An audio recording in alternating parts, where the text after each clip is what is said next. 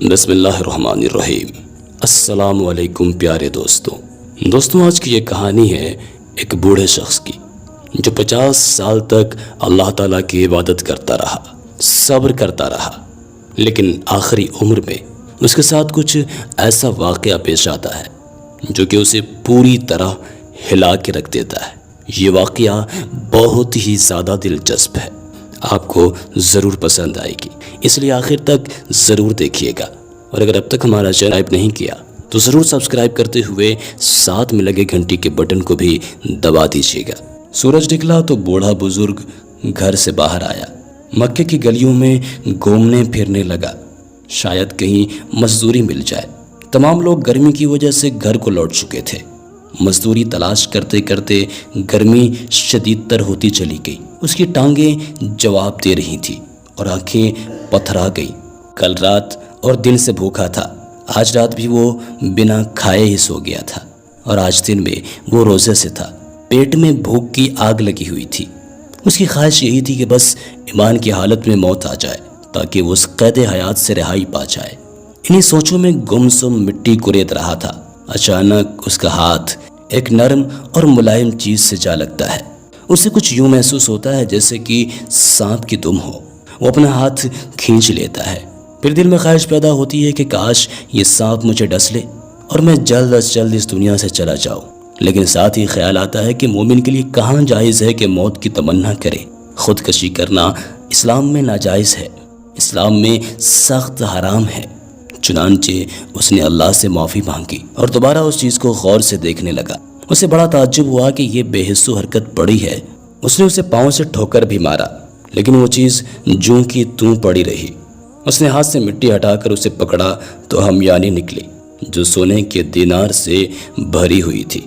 اسے دیکھ کر بھوک اور پیاس ختم ہو گئی، اعصاب میں نئی قوت پیدا ہو گئی، بلکہ مانو جسے جوانی ہی لوٹ آئی ہو۔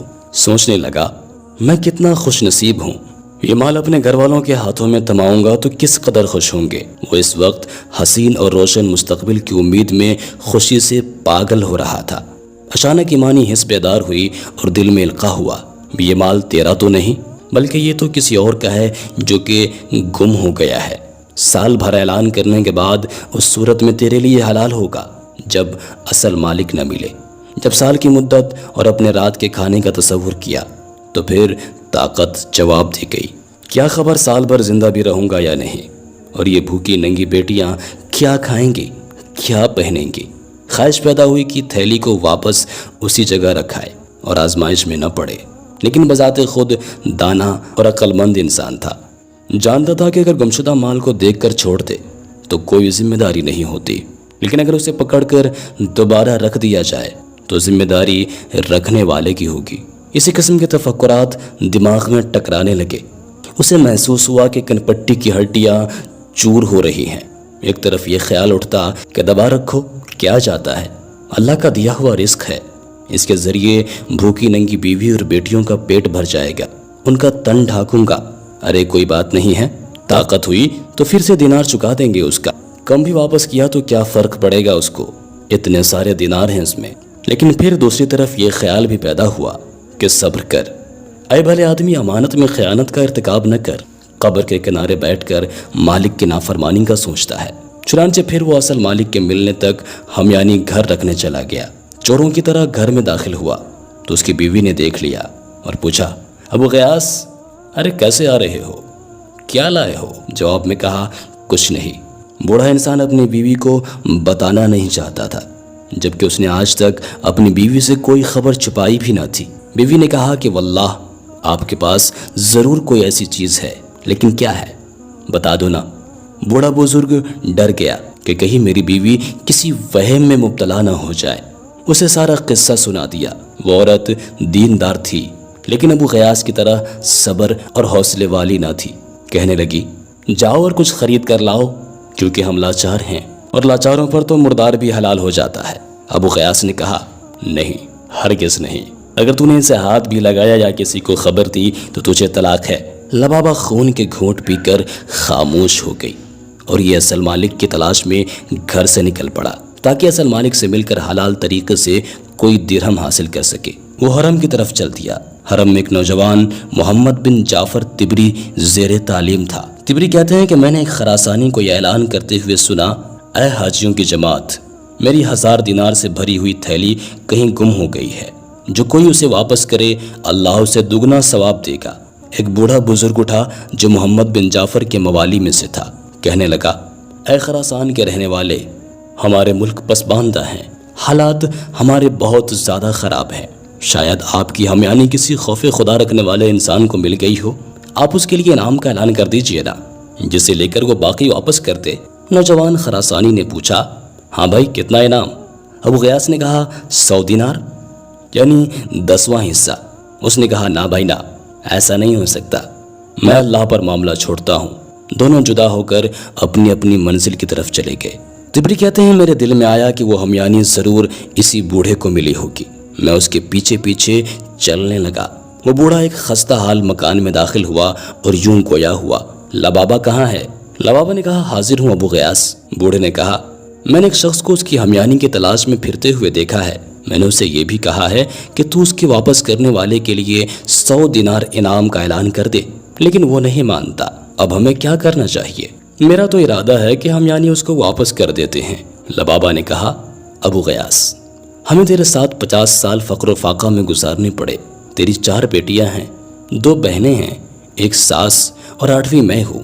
ابو غیاث، اللہ بڑا مہربان ہے، اس کی شان اس امر سے بلند ہے کہ ایسے آدمی کو عذاب کرے جو ان کا واحد کفیل ہو۔ تو نے نہ تو چوری کی ہے، نہ کہیں ڈاکہ ڈالا ہے، یہ مال تو اللہ تعالیٰ نے تیرے سامنے رکھا ہے، تو اسے کیوں ٹھکرا رہا ہے؟ کیا اللہ تجھ سے ان عورتوں کے متعلق سوال نہ کرے گا؟ تبری کہتے ہیں کہ میں نے بوڑھے کے چہرے کو بغور دیکھا، معلوم ہوا کہ اس کا دل ان بھوکی ننگی بیٹیوں اور مسکین ام لبابا پر آنسو بہا رہا ہے، کیونکہ فاقوں کی بدولت ان کا چمڑا ہڈیوں پر خشک ہو رہا تھا۔ وہ دیمک خوردہ لکڑی کی طرح کھوکھلے بدن میں سانسیں لے رہی تھی۔ اس کے دل میں آیا کہ کچھ دینار خرچ کر لوں، لیکن فوراً یاد آیا کہ 50 سال صبر سے گزار دیے، اور آج جب کہ ٹانگیں قبر میں لٹکی ہوئی ہیں تو 50 سال کے صبر کو ایک دن کی لذت پر کیوں قربان کروں؟ اور پھر اللہ تعالیٰ میرے اہل و عیال پر رحم کرے گا۔ دل کو حوصلہ دے کر بولا، میں ایسا نہیں کروں گا، 86 سال بعد اپنی لاش کو قبر میں نہیں جلاؤں گا۔ تبری کہتے ہیں کہ اس کے بعد میاں بیوی خاموش ہو گئے اور میں واپس چلا گیا۔ مغرب کی اذان ہوئی تو بوڑھا بزرگ دن بھر کے کمائے چند ٹکڑوں پہ اہل و عیال سمیت افطار کرنے بیٹھ گیا۔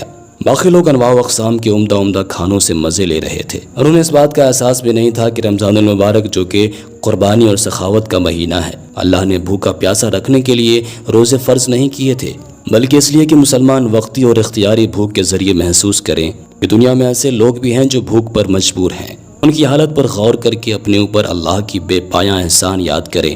جو لوگ عمدہ کھانوں سے پیٹ بھر کر مست ہو جاتے ہیں، ان کے ہمسائے بھوک سے سیدھے کھڑے بھی نہ ہو سکے، تو ایسے لوگوں کا ایمان کیسا، ایسے لوگوں کا روزہ کیسا؟ بوڑھا بزرگ یہی سوچتا رہا اور مسلمانوں کی حالت پر کڑھتا رہا۔ پھر کہتا، اللہ تعالیٰ ہی نیکی کا الہام کرنے والا اور روزی تقسیم کرنے والا ہے۔ اس نے آج رات بھی بھوکے گزار دیا اور کھجورے اور روٹی کے چند ٹکڑے بوڑھی ساس اور بچیوں میں تقسیم کر دیے۔ تبری کہتے ہیں کہ اگلے دن خراسانی حرم میں پھر وہی صدا لگا رہا تھا کہ کوئی میری 1000 دینار والی ہمیانی واپس کر دے تو اللہ اسے دگنا اجر دے گا۔ بوڑھا بزرگ اس کی خدمت میں عرض کرنے لگا، اے نوجوان، میں تجھے کہا تھا کہ ہمارا ملک بے آب و گیا ہے، وسائل زندگی کم ہیں، شاید وہ ہمیانی کسی خوف خدا رکھنے والے کو مل جائے تو انعام کے لالچ میں واپس کر دے۔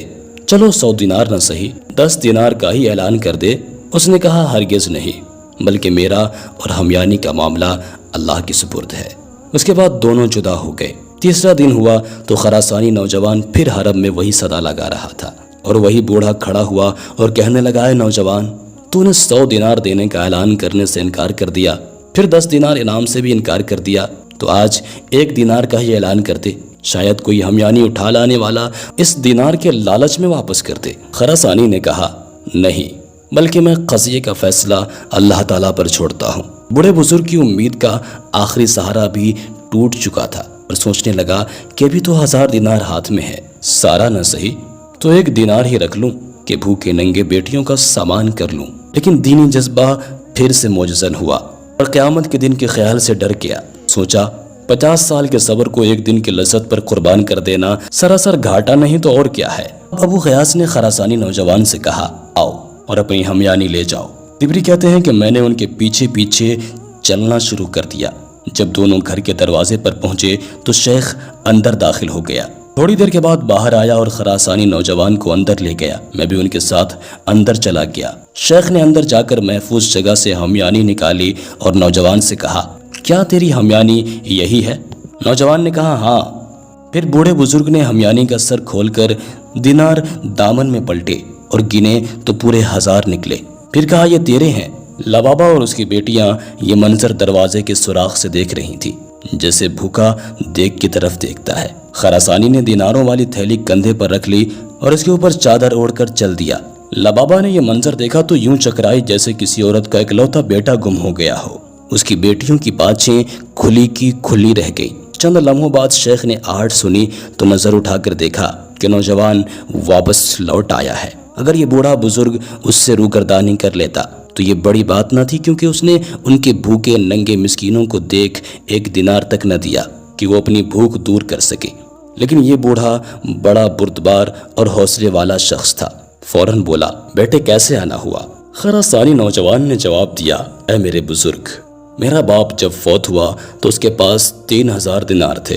اس نے مجھے وصیت کی تھی کہ میری سواری بیچ کر حج کا خرچ بنا لینا اور 1000 دینار اس شخص کو دے دینا جو بہت زیادہ غریب ہو۔ چنانچہ میں نے اپنے وطن خراسان سے مکہ تک کسی کو تجھ سے زیادہ غریب نہ پایا۔ لو یہ دینار رکھ لو، اللہ ان میں تمہارے لیے برکت کرے۔ تبری کہتے ہیں کہ وہ نوجوان ہمیانی رکھ کر واپس چلا گیا۔ یہ منظر دیکھنے کے بعد میں بھی واپس جا رہا تھا۔ مجھے کسی نے پیچھے سے آواز دی۔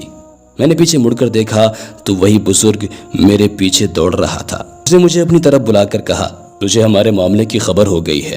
حضرت عبداللہ بن عمر سے سنا کہ رسول مقبول صلی اللہ علیہ وسلم نے حضرت عمر اور حضرت علی رضی اللہ تعالیٰ عنہ سے فرمایا تھا، جب کوئی ہدیہ بن مانگے اور بلا طمع آئے تو اسے واپس نہ لوٹاؤ، نہ اللہ کے ناشکرے بن جاؤ گے۔